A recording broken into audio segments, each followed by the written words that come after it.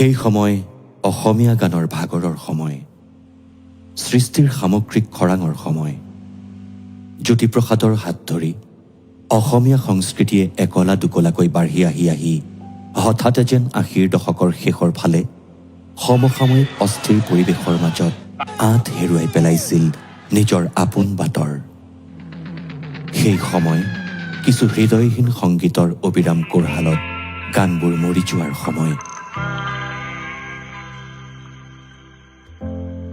ঠিক সেই সময়তেই ঘৰে ঘৰে কেছেট প্লেয়াৰত বাজি উঠিছিল এটা মাত। ভাগৰুৱা এটা প্ৰজন্মৰ বাবে জিৰণি হৈ উঠিছিল সেই কণ্ঠ।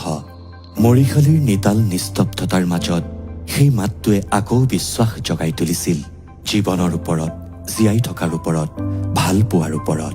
সেই মাতটোৰ নাম জুবিন গাৰ্গ।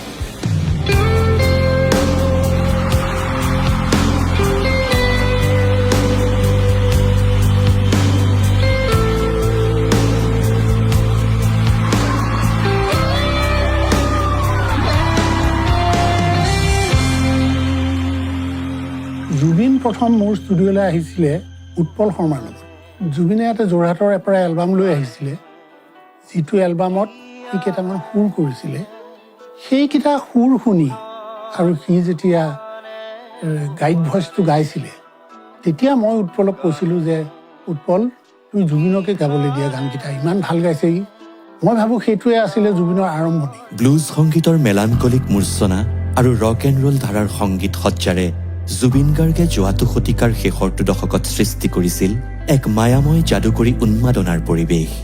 সেই সংগীত আমাৰ বাবে একেবাৰে অচিনাকি নাছিল, কিন্তু যি সংবেদনশীলতাৰে জুবিন গাৰ্গে অসমত ব্লুজ ৰকৰ কঠীয়া সিঁচি দিছিল, তাৰ পৰাই এক নতুন ধৰণৰ গান আমাৰ আপোন হৈ পৰিল। পাশ্চাত্যৰ ব্যাকৰণ আৰু অসমৰ শব্দেৰে জুবিন গাৰ্গে সৃষ্টি কৰিছিল অসমীয়া গানৰ নতুন এক অভিধান। আশা আৰু নিৰাশাৰ এক অব্যক্ত দ্বন্দ্বৰ মাজেৰে সেই অভিধানে যোৱা ৩টা দশক জুৰি প্ৰস্তুত কৰি আহিছে অসমীয়া গানৰ চানেকি। তেওঁলোকৰ যিটো ফ্ৰেণ্ড চাৰ্কেল আছিল, তেওঁলোকৰ গোটেই সম্পূৰ্ণ দৃষ্টিভংগী বেলেগ আছিল জীৱনৰ প্ৰতি। বা এখন চিনেমা আমি সাধাৰণতে যেনেকৈ এটা কাহিনী চাওঁ বা কেনেদৰে কোনে এক্টিং কৰিছে আমি সাধাৰণ ধৰণে চাওঁ, এটা গান শুনো আমি সাধাৰণভাৱে। প্ৰতিটো মুহূৰ্ত, প্ৰতিটো তাল লয় ইমান নিখুঁতভাৱে তেওঁলোকে তাক চালি জাৰি চাইছিল। এখন কিতাপ পঢ়িলে তেওঁলোকে কেনেদৰে আলোচনা কৰিছিল। গতিকে জীৱনবোধটো বহুত গভীৰ, আৰু সেইকাৰণেই চাগে জুবিনৰ জীৱনৰ প্ৰতি দৃষ্টিভংগীটো বা জীৱনৰ দৰ্শনটো সামান্যভাৱে হ'লেও আনতকৈ পৃথক। শিল্প মানুহৰ বাবে, মানুহক মানুহৰ দৰে জীয়াই ৰাখিব বিচৰা শিল্পী জুবিন গাৰ্গ। সময়ে সময়ে যেতিয়াই বাকৰুদ্ধ হৈছে শব্দ, যেতিয়াই ঘৰে ঘৰে হেৰাইছে মৰম, যেতিয়াই মুকুতিৰ সপোন দিশহাৰা হৈ পৰিছে, তেতিয়াই মানুহৰ সমস্যৰ আকুতিৰ গান হৈ পৰিছে জুবিন গাৰ্গ। জুবিন গাৰ্গৰ সংগীত জীৱনে সময়ে সময়ে ৰং সলাইছে। যুগৰ আহ্বানত নিজকে বাৰে বাৰে নতুন কৰিছে জুবিন গাৰ্গে।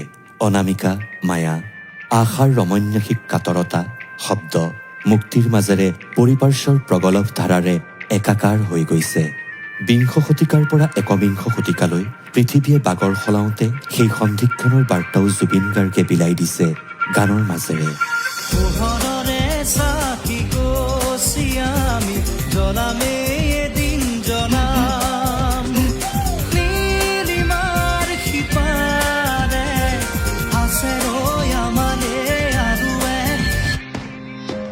শতাব্দী সলনিৰ আলিদোমোজাত পৃথিৱীৰ মানুহৰ আগন্তুক দিনৰ গতি প্ৰকৃতিৰো তেওঁ নক্সা সাজু কৰি দিছে, বুজাই দিছে জুবিন গাৰ্গ সময়ৰ শিল্পী, মানুহৰ শিল্পী, নতুনৰ শিল্পী।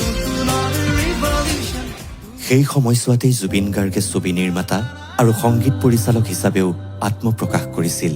অসমীয়া ছবি জগতত জুবিন গাৰ্গৰ প্ৰৱেশ আছিল ৰাজকীয়। চিনেমাৰ সংগীতত জুবিন গাৰ্গে সৃষ্টি কৰিছিল এক নতুন ধাৰাৰ।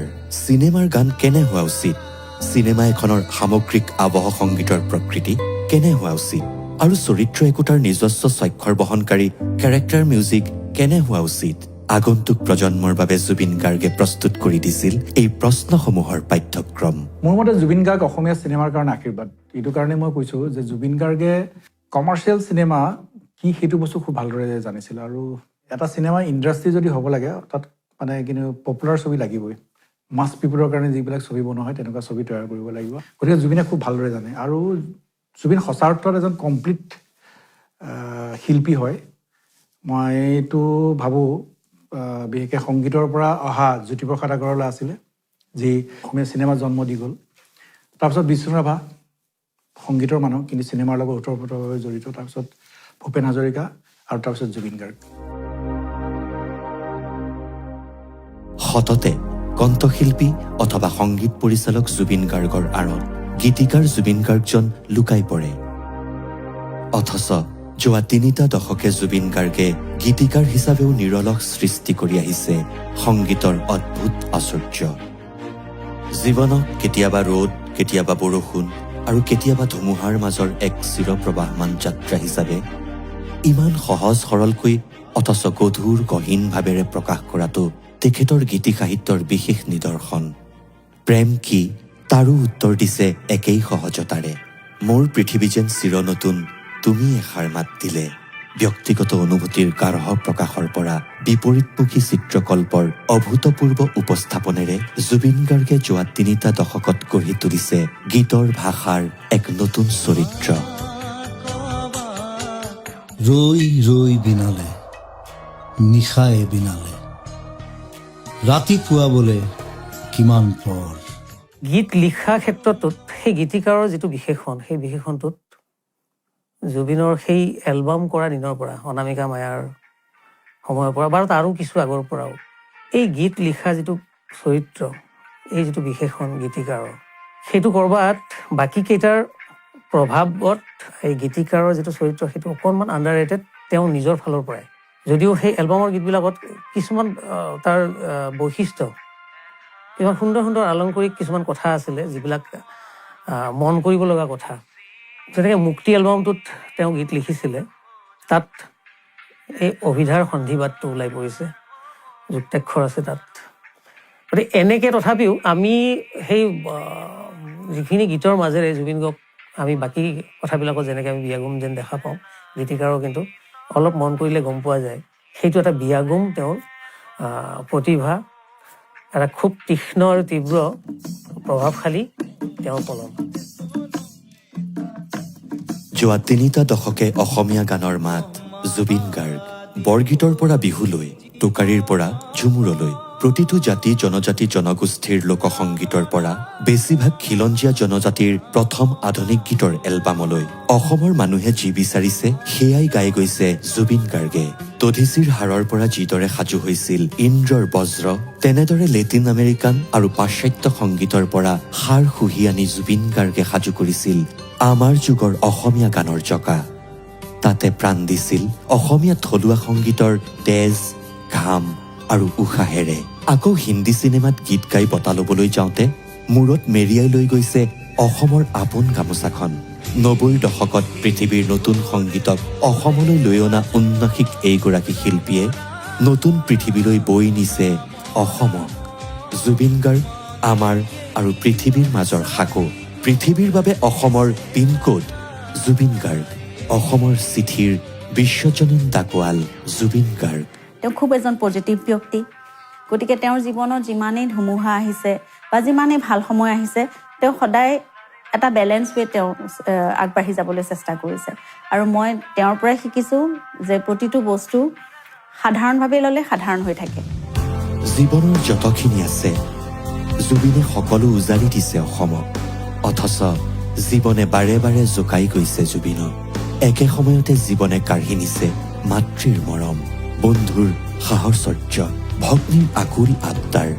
কালৰ কুটিল কটাৰীৰে ৰেপি ৰেপি ঘূণীয়া কৰি গৈছে জুবিন গাৰ্গৰ কলিজা। তেতিয়াও জুবিন গাৰ্গে গান গাইছে, জুবিন গাৰ্গে মাথো গান গাইছে, গানতে উচুপিছে, গানেৰেই ফেকুৰিছে, গানেৰেই চিঞৰি চিঞৰি বাহিৰ কৰিছে অন্তৰৰ অনন্ত আঘাত। ইমান ডাঙৰ ষ্টাৰ হৈও জুবিন ইমান গ্ৰাউণ্ডেড, ইমান হাম্বল, ইমান চিম্পল আৰু ইমান বহল তাৰ মনটো। চবকে আদৰি ল'ব পাৰে, চবকে। And he doesn't put people in categories. He treats everybody equally. এনেকুৱা মানুহ মই আজিলৈকে পোৱা নাই একচুৱেলি। চ' মই I'm extremely fortunate to have Zubin as my best friend. I don't look up to him as a star. He's my best friend and he'll continue to be my best friend till the last day. প্ৰখ্যাত সাংস্কৃতিক সাংবাদিক পবিত্ৰ কুমাৰ ডেকাই আলেকজেণ্ডাৰৰ উপমাৰে ব্যাখ্যা কৰিছিল জুবিন গাৰ্গৰ জীৱনটোক। ভিনি ভিচি ভিডি, আহিলো দেখিলো আৰু জয় কৰিলো। অসমৰ পৰা কলিকতা, কলিকতাৰ পৰা মুম্বাই, সকলোতে নিজৰ ছাপ এৰি গৈছে জুবিন গাৰ্গে। অসমৰ মায়াবিনী ৰাতিবোৰ, কলিকতাৰ অসহায় ভালপোৱাবোৰ আৰু মুম্বাইৰ অবুজ বলীয়া মনবোৰ, সকলোকে জীৱন দি গৈছে জুবিন গাৰ্গে। অথচ যেতিয়াই অসমে মাতিছে বাৰে বাৰে উভতি আহিছে ঘৰলৈ। সেইবাবেই হয়তো ঘৰৰ ল'ৰা জুবিন গাৰ্গ ঘৰখনৰ চিনেমা উদ্যোগটো জঠৰ হৈ পৰাত ঘৰৰ ল'ৰাৰ দায়িত্ব লৈ নিজৰ সৰ্বস্ব উজাৰি দিছে উদ্যোগটোৰ বাবে। অসমৰ ছবিঘৰত অসমীয়া ছবি চাবলৈ আকৌ ভিৰ কৰিছে অসমৰ মানুহে। জুবিনৰ মিছন চাইনাই কিন্তু বহুত বন্ধ চিনেমা হল খুলি দিছিল, সেইটো আটাইতকৈ ডাঙৰ কথা। গোটেই ইণ্ডাষ্ট্ৰিটোক পুনৰ জন্ম দিয়া বুলি ক'লেও ভুল কোৱা নহ'ব। পুনৰ আকৌ কৈছোঁ যে আমাৰ কাৰণে জুবিন গাৰ্গ আশীৰ্বাদ। জুবিন গাৰ্গ মানে কেৱল গান নহয়, কেৱল চিনেমা নহয়, মানুহক সহায় কৰি ভাল পোৱা শিল্পীজনো জুবিন গাৰ্গ নহয়, ৰাজপথত আন্দোলন কৰাজনো নহয়, বহু বিতৰ্কৰ মাজত বাৰে বাৰে পাকঘূৰণি খাই থকা নামটোও নহয়। জুবিন গাৰ্গ এই আটাইবোৰ, অথচ আৰু কিবা অকণ, এক সীমাহীন অস্থিৰতাৰ নাম জুবিন গাৰ্গ। প্ৰতিটো সময়ৰ প্ৰতিজন মানুহৰ প্ৰতিটো আঘাতত অধীৰ হৈ পৰা এখন অন্তৰৰ নাম জুবিন গাৰ্গ। আনৰ বাবে হঠাতে উচুপি উঠা এটা কৰুণাৰ নাম জুবিন গাৰ্গ। আনৰ ভাগৰৰ ৰাতি জীৱনৰ ঠিকনা বিচাৰি দিয়া পোহৰ জুবিন গাৰ্গ। যোৱা ৩টা দশক এজোপা ইউকেলিপ্টাছ গছৰ দৰে থিয় হৈ থকাটো সহজ নহয়, জুবিন গাৰ্গ হোৱাটো ধেমালি নহয়। Being Zubin Garg is not a matter of joke. আমি মাথো কৃতজ্ঞ। Thank you, Zubin Garg, for being who you are.